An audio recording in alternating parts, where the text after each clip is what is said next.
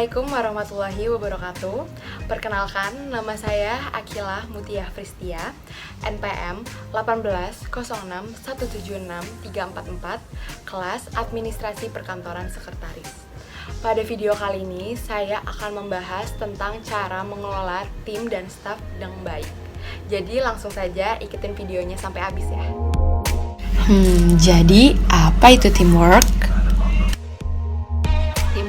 Teamwork adalah wadah untuk sekumpulan orang-orang untuk menjalankan kegiatan yang sudah terpenuhi kesepahaman di dalam tim itu sendiri.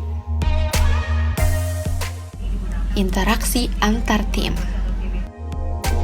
Setiap individu yang berada dalam teamwork memiliki latar belakang yang berbeda-beda. Dan teamwork dapat dicapai jika setiap individunya merubah diri dari individualis menjadi kolektif. Ini didukung dengan adanya interaksi yang positif dan adanya kerjasama konstruktif dalam setiap aktivitas. Pengertian standar kerja. Untuk mencapai hasil kerja dan kinerja yang maksimal, maka dibutuhkan standar kerja. Lalu standar kerja itu seperti apa sih? Langsung saja simak video berikut ya. Ini adalah contoh bidang pekerjaan dan dari manakah mereka mendapatkan kemampuan tersebut? Yaitu pertama, pendidikan dan pelatihan. Pendidikan dan pelatihan sangat dibutuhkan agar tim dan staf memiliki standar kualitas, keterampilan, dan profesionalisme yang sesuai pada setiap perusahaan. Yang kedua, ada autodidak dan yang terakhir, pengalaman. Lalu yang kedua ada otodidak dan pengalaman. Pengalaman dapat mengembangkan kemampuan yang kita punya, apalagi untuk fresh graduate. Jadi, tidak kaget saat bekerja pada setiap suatu perusahaan. Lalu, apakah kompetensi itu? Yuk langsung kita bahas di video selanjutnya. Kompetensi adalah seseorang yang memiliki pengetahuan, keterampilan, dan sikap kerja yang sesuai dengan pekerjaan. Standar kompetensi kerja di Indonesia ada 3, yaitu Standar Kompetensi Kerja Nasional Indonesia, yaitu standar kompetensi yang ditetapkan oleh Menteri Ketenagakerjaan dan berlaku secara nasional. 2. Standar Kompetensi Kerja Khusus, yaitu standar kompetensi kerja yang dikembangkan oleh organisasi dan digunakan untuk memenuhi tujuan internal. Yang terakhir, standar kompetensi kerja internasional adalah standar kompetensi kerja yang dikembangkan dan ditetapkan oleh suatu organisasi multinasional dan digunakan secara internasional. Adanya unsur-unsur penilaian standar kerja, dan unsur-unsur ini terbagi menjadi 3.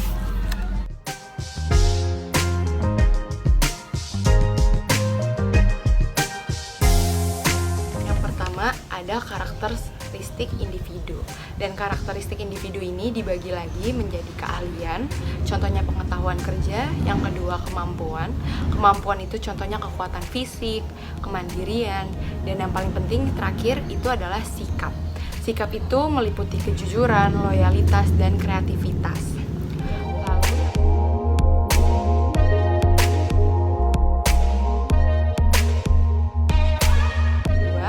Adanya perilaku ini dibagi lagi jadi ada pelaksanaan tugas pokok, dan pelaksanaan tugas pokok dibagi lagi menjadi mengikuti peraturan, memberi saran, menjual produk.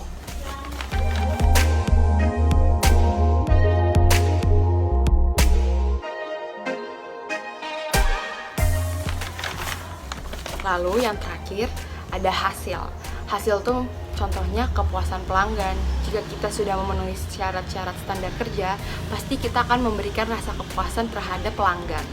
Lalu nilai jual produk, dan terakhir adalah kualitas produksi. Setelah kita membahas standar kerja, sekarang kita membahas mengembangkan komitmen, tim, dan kerjasama. Setelah menetapkan atau merancang standar kerja untuk mencapai tujuan suatu perusahaan, selanjutnya yang dilakukan adalah mengembangkan komitmen tim dan kerjasama untuk memastikan terus berlangsung usaha bahu-membahu demi terwujudnya tujuan. Berikut video cara mengembangkan kerjasama. 1.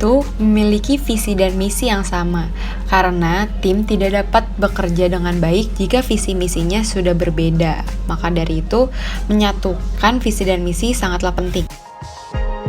Lalu yang kedua, membangun rasa saling percaya. Ini sangat menjadi syarat mutlak bagi suatu tim karena tim tidak akan bergerak jika satu sama lain tidak saling percaya dan memiliki sifat individualis yang tinggi. Lalu yang ketiga, adanya intensif komunikasi. Ini bisa dilakukan lewat meeting, evaluasi tim, atau saat jam istirahat. Hal ini penting agar pekerjaan sesuai dengan tujuan dan tidak terjadi miskomunikasi antar karyawan ataupun atasan.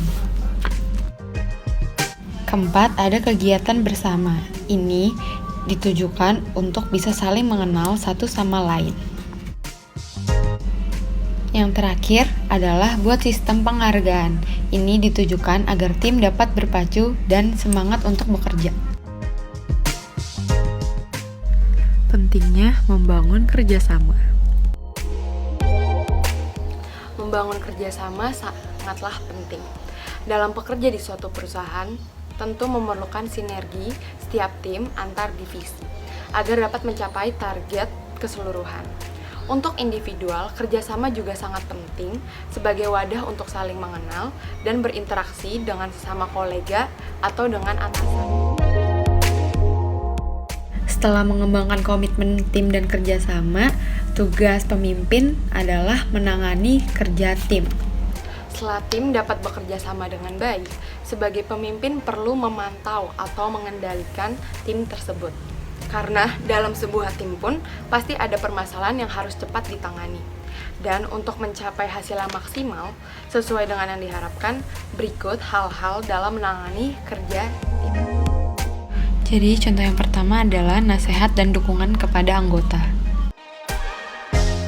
Yang pertama adalah menasehati antar anggota.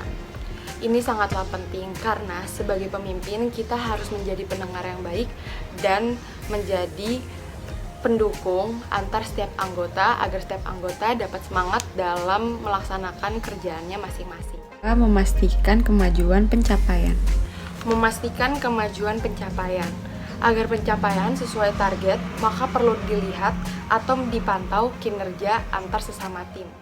Yang ketiga, mengadakan rapat untuk melihat kinerja tim. Yang ketiga adalah mengadakan rapat untuk melihat kinerja tim. Agar dapat mengevaluasi pekerjaan antar karyawan, harus diadakan rapat. Dengan itu juga dapat berdiskusi jika memiliki kendala atau masalah pada setiap kinerja tim. Monitoring perusahaan dan tim. Di era globalisasi sekarang, alat-alat sudah semakin canggih. Berikut juga alat-alat untuk pekerjaan. Dan sekarang sudah ada aplikasi yang bisa memberikan informasi atau memantau sales. Di samping itu juga sudah ada aplikasi yang dapat memonitoring aktivitas karyawan di kantor. Jika kita sebagai pemimpin memiliki perjalanan jauh, jadi dimanapun kita berada, kita dapat memantau kinerja perusahaan. Dan berikut contoh-contoh aplikasi yang ada pada tiap perusahaan atau yang sudah dipakai dalam perusahaan di era globalisasi sekarang. 1. CRM. Aplikasi ini digunakan untuk melihat sales dan dapat mengelola tim yang ada di dalamnya, dan aplikasi ini sudah dipakai ratusan perusahaan tanah air. Yang kedua, ada Jojo Time, sama dengan CRM, dan aplikasi ini dapat memantau keberadaan para sales di mana saja, dan laporan sales secara otomatis tercatat dengan rapi. 3. Boss. Aplikasi ini dapat berfungsi untuk absensi karyawan secara mobile, sehingga dapat lebih mudah dan praktis. Aplikasi ini menggunakan teknologi GPS. Hal yang tidak boleh dilakukan kepada tim. 1. Memberikan tugas yang terlalu banyak. Setiap orang sudah memiliki posisi masing-masing dalam melakukan tugasnya. Oleh karena itu, memberikan tugas sewajarnya saja. Buatlah karyawan merasa nyaman saat bekerja. 2. Perhitungan atau pelit. Agar staf giat dalam bekerja, tidak ada salah memberikan penghargaan atau bonus. Jangan perhitungan kepada staf agar mereka loyal juga kepada perusahaan kita. Terakhir adalah emosi. Dalam mengelola tim, perlu adanya kepala yang dingin dalam mengaturnya. Jika staf melakukan kesalahan, baiknya gunakan cara yang baik dalam menyelesaikan masalah. Jadi, itu tadi adalah video ringkasan cara mengelola tim dan staf yang baik. Semoga bermanfaat buat kalian yang menonton. Mohon maaf bila ada kesalahan kata pada video ini. Terima kasih atas perhatiannya. Wassalamualaikum warahmatullahi wabarakatuh.